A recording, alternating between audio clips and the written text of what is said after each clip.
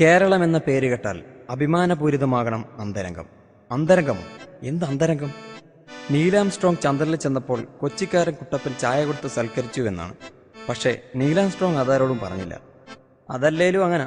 അതുകൊണ്ടാണല്ലോ കേരളം ഭ്രാന്താലയമാണെന്ന് സ്വാമി വിവേകാനന്ദൻ പറഞ്ഞപ്പോൾ ആരും എതിർക്കാത്തത്. മാങ്ങയുള്ള മാവിലല്ലേ ആളുകൾ കല്ലെറിയും. പറയട്ടെ, ഇത് കേരളത്തിലെ ഏറ്റവും ലാഭത്തിലോടുന്ന ബിസിനസ് സാമ്രാജ്യം. കേരളത്തിന്റെ സ്പന്ദനം ഇതാണ് ഇതാണ് ഇതാണ്. റെയിൽവേ ടിക്കറ്റ് കൗണ്ടറിന്റെ മുന്നിലും തിയേറ്റർ ടിക്കറ്റ് കൗണ്ടറിന്റെ മുന്നിലും ശാന്തതയില്ലാത്തവർ ഇവിടെ പരിപൂർണ ശാന്തതയോടെ ക്യൂ നിൽക്കും. മാസത്തിൽ ഇതൊന്നും ഉറപ്പാണ്. പല പേരുകൾ വിളിക്കപ്പെടും. പണിമുടക്ക്, ഹർത്താൽ, അങ്ങനെ. സദാം ഹുസൈനെ തൂക്കിലേറ്റിയപ്പോൾ ലോകത്തിൽ ആദ്യ ഹർത്താൽ ആചരിച്ചത് കേരളമാണെന്നതിൽ നമുക്ക് അഭിമാനിക്കാം. ഇത് നമ്മുടെ ഏറ്റവും നല്ല റോഡുകളിലൊന്ന്. ഈ വരുന്നത് നമ്മുടെ സംസ്ഥാന വാഹനം KSRTC ബസ്. എല്ലാം ഇങ്ങനെയാണെങ്കിലും ജീവിക്കണമെങ്കിൽ കേരളത്തിൽ തന്നെ ജീവിക്കണം. ശുദ്ധവായു, ശുദ്ധജലം, ഇത് രാജ്യത്ത് മറ്റെവിടെ കിട്ടും? അഹങ്കാരത്തോടെ ഞാൻ പറയും, ഞാനൊരു മലയാളിയാണ്. Yes, I am a Mallu.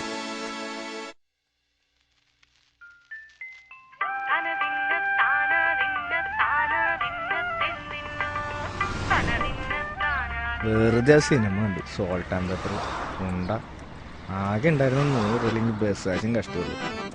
50 രൂപ പോയത് മിച്ചം. ഒരു 10 രൂപ ഇട്ട് സേതുക്കാൻ്റെ അവിടെ നിന്ന് ബിരിയാണി വെച്ച് വയറ്റി കിടന്നെ. ഇനി പറഞ്ഞിട്ട് കാര്യമില്ല, പോയത് പോയി.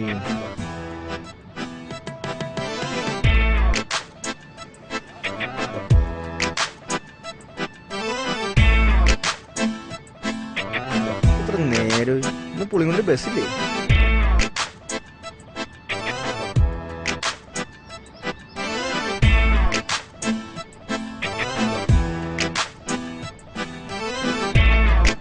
വരുന്നുണ്ട് ഒരു തൊലിഞ്ഞ ബസ്. ശബ്ദം കേൾക്കുമ്പോഴേ തലഞ്ഞിരുന്നു.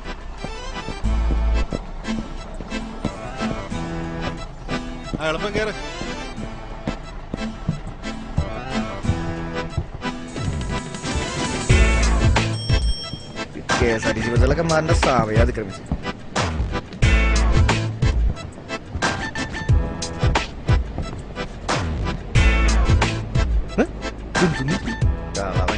ഇന്നത്തെ ദിവസം മൊത്തത്തിൽ പോക്കാണല്ലോ. അല്ല, ശനിയാഴ്ച എനിക്ക് അങ്ങനെ വരും.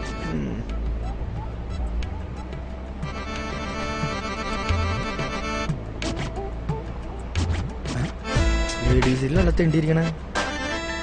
മറ്റു സീറ്റിലാണെങ്കിൽ ഒരു അട്ട ഉരുപ്പടി ഇല്ല തന്നെ.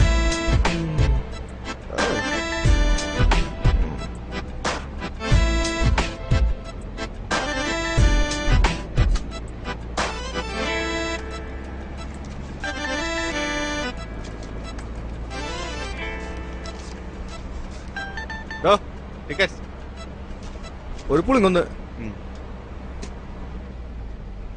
ചേഞ്ചില്ലേ?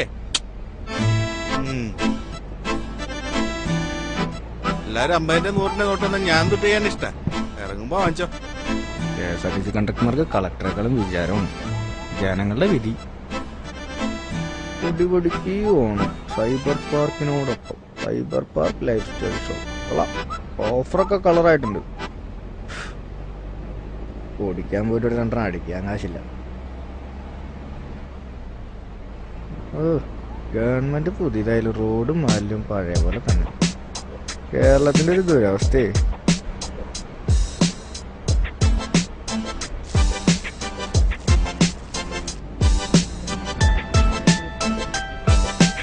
വല്ല യൂറോപ്പിലും ജനിച്ചാൽ മതിയായിരുന്നു.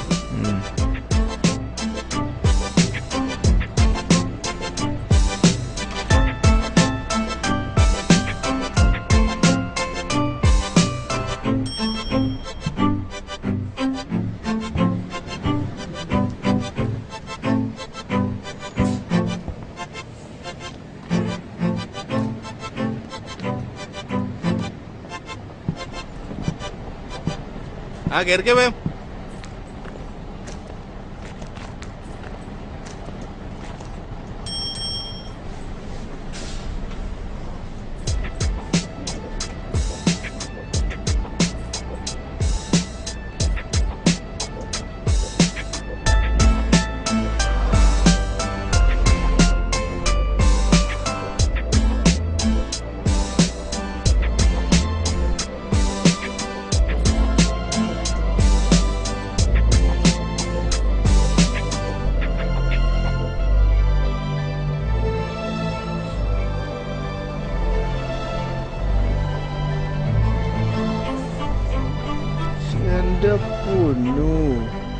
ദൈവത്തിന് സ്തുതി.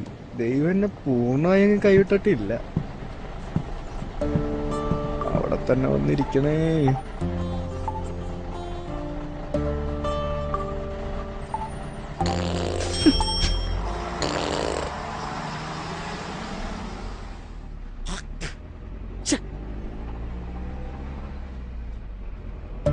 സൗന്ദര്യം ആസ്വദിക്കാനുള്ളതെന്ന് പണ്ട് ഇതൊരു മഹാൻ പറഞ്ഞത് എത്ര സത്യവും. സിനിമ കണ്ടത് വെറുതെ ആയില്ല. പകുതി പൈസ എവിടെയോ ലാഭമായി.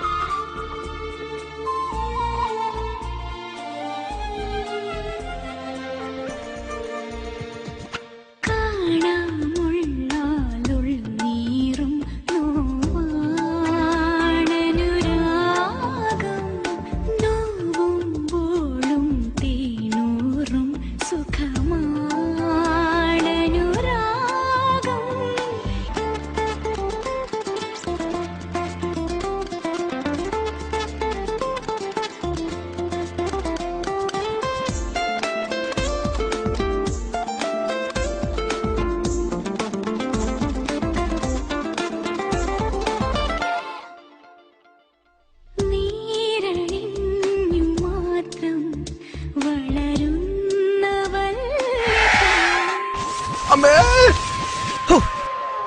ഇതിപ്പോ എങ്ങനെ പൊട്ടിയേ? എണീക്കടോ. തനിക്ക് കണ്ണു കാണാൻ പാടില്ലേ? ഒരമ്മ കുഞ്ഞിനെ കൊണ്ട് വീണിട്ട് താൻ ലേഡി സീറ്റിൽ തന്നെ ഇരിക്കോ? ഇപ്പോഴത്തെ പെൺകുട്ടികളെ എങ്ങനെ വേണം?